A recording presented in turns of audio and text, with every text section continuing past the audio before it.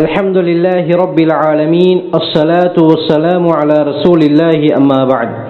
கண்ணியத்திற்குரிய அல்லாஹ்வின் நல்லடியார்களே, இந்த காலம் இருக்கிறதே நம்முடைய வாழ்க்கையை வாழ்வாதாரத்தை முன்னெடுத்து செல்ல முடியாத ஒரு காலகட்டத்திலே நாம் இருந்து கொண்டிருக்கிறோம். ஒவ்வொரு பொருட்களுடைய விலைவாசிகளை பார்க்கும் பொழுது விண்ணை முட்டும் அளவுக்கு உயர்ந்திருக்கிறது. ஒவ்வொரு நாளும் கூடுதே தவிர குறைவடையக்கூடிய சாத்தியம் மிக குறைவாகத்தான் இருக்கிறது.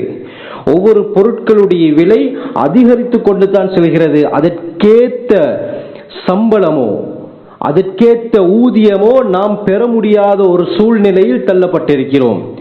அன்று எமக்கு கிடைத்த அதே சம்பளம் அதே ஊதியம்தான் இன்றும் இருக்கிறது. ஆனால் பொருட்களுடைய விலை நாம் எடுக்கக்கூடிய சம்பளம் ஊதியத்தை விட 3 மடங்கு 4 மடங்கு கூறப்போனால் 5 மடங்கை விட அதிகரித்து தான் இருக்கிறது. எப்படி கண்ணியமானவர்களே நம்முடைய வாழ்க்கையை முன்னெடுத்து செல்வது?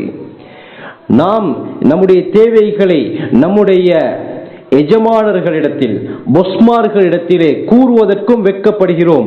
அப்படி நம்முடைய தேவைகளை எடுத்துரைத்து நம்முடைய நிலைமைகளை அவர்களுக்கு விளங்கப்படுத்தினாலும் அவர்கள் அதற்கு மறுப்பு தெரிவிப்பார்களே தவிர நம்முடைய தேவைகளை அவர்கள் கண்டறிந்து உதவுவதற்கு முன் வருவது கிடையாது.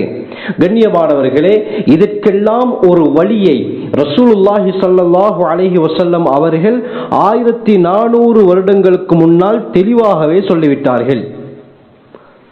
திர்மிதி இப்னு மாஜாவில் வரக்கூடிய ஒரு ஆச்சரியமான ரிவாயத்.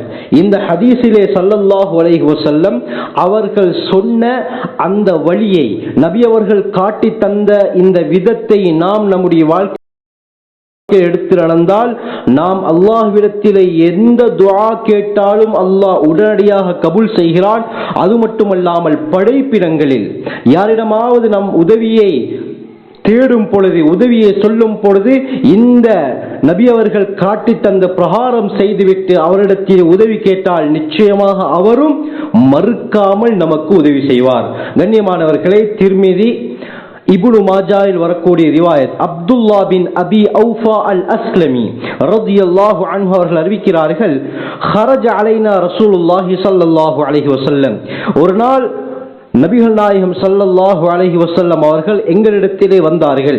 வந்து சொன்னார்கள், மன் கானத் லஹு ஹாஜத்துன் இலல்லாஹ், அல்லாஹ்விடத்திலே ஒரு மனிதனுக்கு ஒரு தேவை இருக்கிறது என்றால், யாருக்கு அல்லாஹ்விடத்திலே ஒரு தேவை இருக்கிறது, அவு இலா அஹதி மின் ஹல்கிஹி, அல்லது அல்லாஹ்வுடைய படைப்பிடங்கள், இந்த மஹ்லூக் படைப்பிடங்களில் யாரிடமாவது ஒரு தேவை இருக்கிறது என்று சொன்னால், நபி அவர்கள் சொன்னார்